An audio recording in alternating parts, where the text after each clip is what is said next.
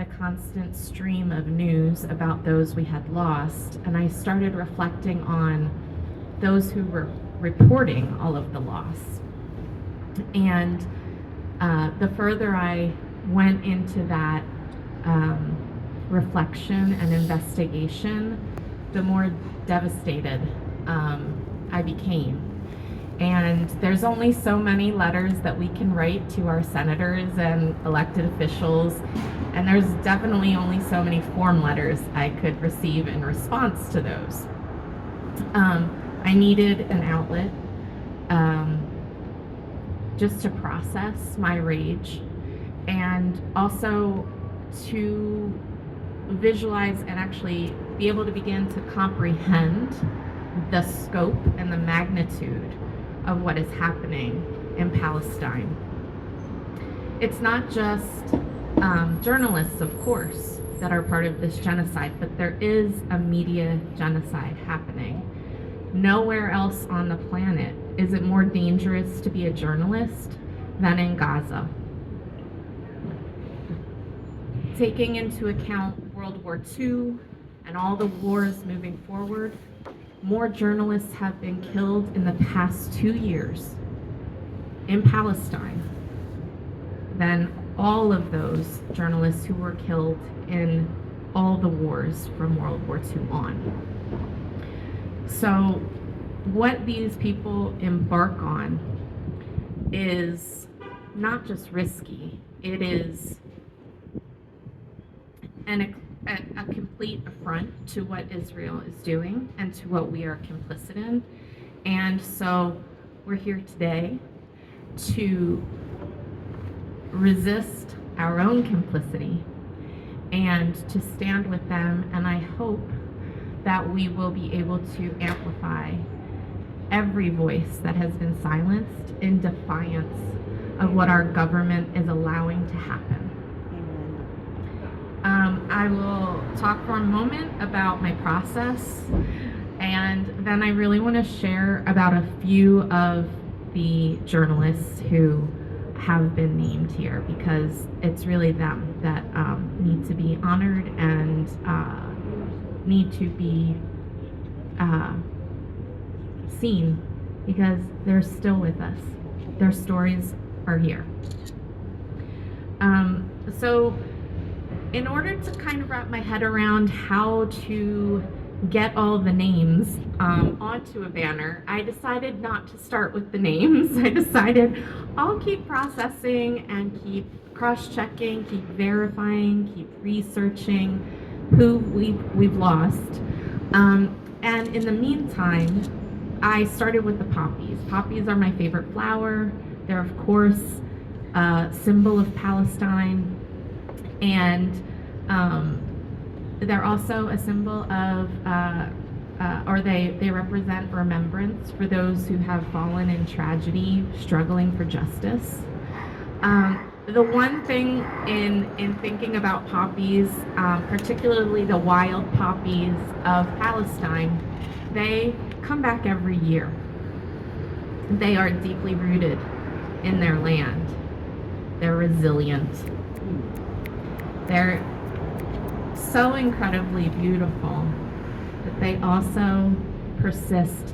They do fall back and they do return. And that to me is, I mean, what is more Palestinian than the Palestinian poppy? That land belongs to them, just as Palestine belongs to the Palestinians. So when I got into researching the names, I realized that it was going to be an ongoing process, and unfortunately I'm not done yet. But as of right now, I only have one name to add, and I just came across this person in the past week, so I thought I would add them here today. So that we can all be a witness to that, and I'll talk about that person in a few moments. But finding all the names and then figuring out how to fit them on the banner has just been an organic process, but I felt like it was really important to have all the names in one place. It serves as a scream from me. It's become a holy, sacred place also. And I do see it as a graveyard, a marker, a mausoleum, to allow them to stand together, be remembered together, and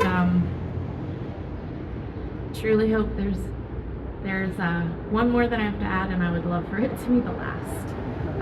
The process of compiling the names has been a very bizarre ritual that I've entered into because I'm hoping that I'm wrong with every name I come across.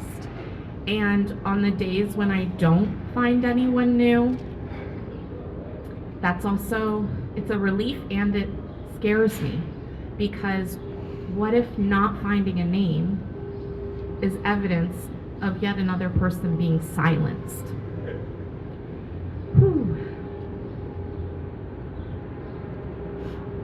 I'm gonna take some time now to tell you about a few of these journalists. I was mentioning to one of our friends here earlier that I narrowed it down to 7 people, but don't worry, I'm not going to talk about all 7 right now. I can't do them justice even in this short amount of time, but I am going to highlight 3 of them.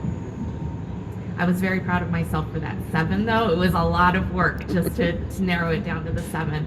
And on that note, I really want to encourage you to come close to the banner and look at the names yourself, and maybe take 1 or 2 down on a piece of paper, say them out loud, let the names stay on your tongue.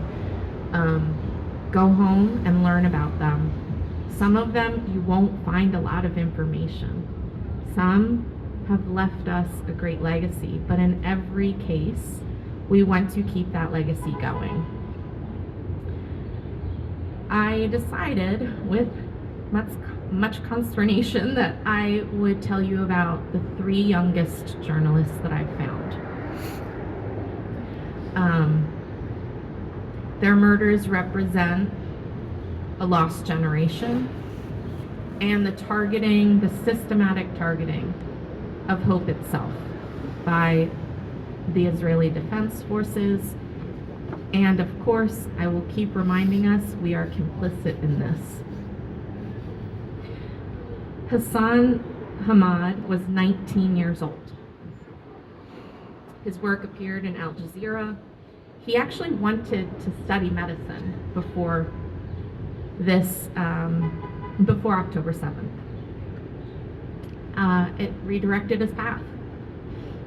He never got to explore that dream of becoming a doctor, and in the days before he was killed, he received threats through WhatsApp and other social media platforms directly from Israeli officers, saying that if he continued to report, they were coming for him.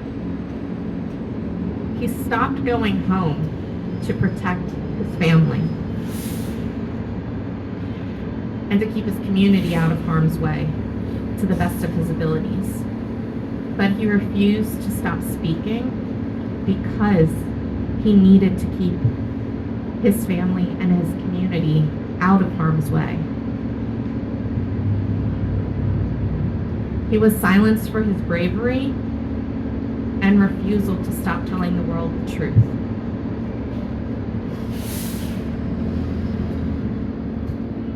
"19 is young, and so many of these journalists were in their 20s. The majority of them are very young people.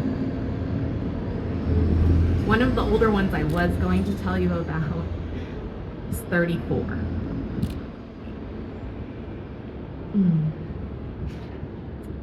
Yakin Hamad was 11 or 12 years old. She was a social media influencer. She had a following of 100,000 people.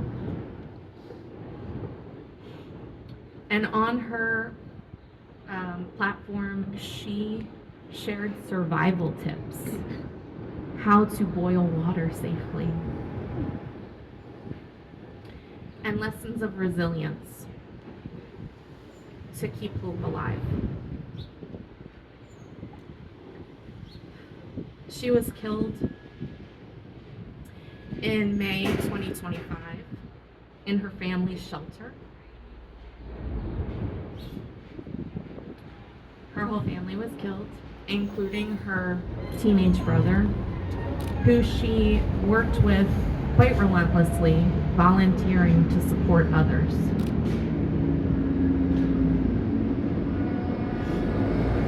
Her death was collective punishment, targeting not just hope, but also education. But her legacy is an act of resilience and resistance, because she has left us with so much.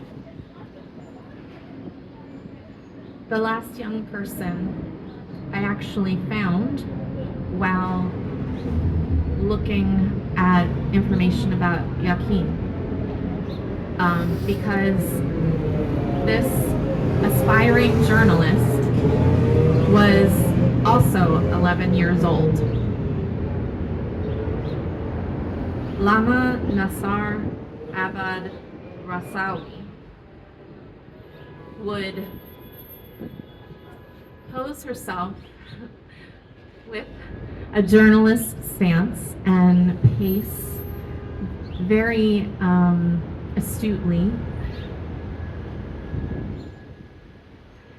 as she spoke directly to the camera in English, which her mother helped her practice, because she wanted to be Gaza's voice of the future.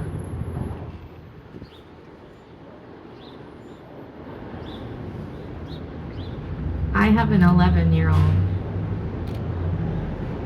I know how proud I am of my 11-year-old. And to think of what this young person sacrificed and what was sacrificed by her family for this dream that she had to change the world. It is unspeakable what was done to her. Her family killed. Lama killed. For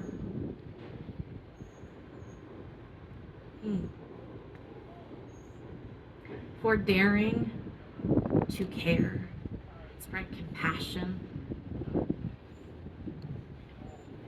for daring to demand peace and justice. If an 11-year-old can be so bold and brave, we need to continue showing up. Please take the opportunity to look at these names, to celebrate their life, to uplift them, to demand that foreign journalists be given full access to Gaza. Not access to Gaza with an Israeli Defense Force guardian taking them around. Currently, no foreign press, even the few that have now gotten in just in this past week, are allowed to talk to a Palestinian without a chaperone. That is not free press. The free press has been silenced. The attempt has been made, but Palestinian journalists have not given up, and we need to have their backs. We need to show up, talk to our representatives, be here. Let's not let them be forgotten by making our presence continually known and continually felt. I want to read to you one quote before I step away, if I can get through the paper.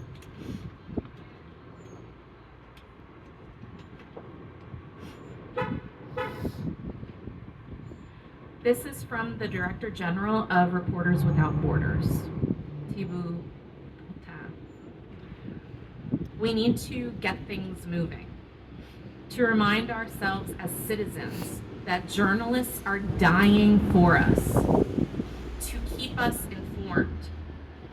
We must continue to count, name, condemn, investigate, and ensure that justice is served. Fatalism should never win. Protecting those who inform us is protecting the truth. Thank you.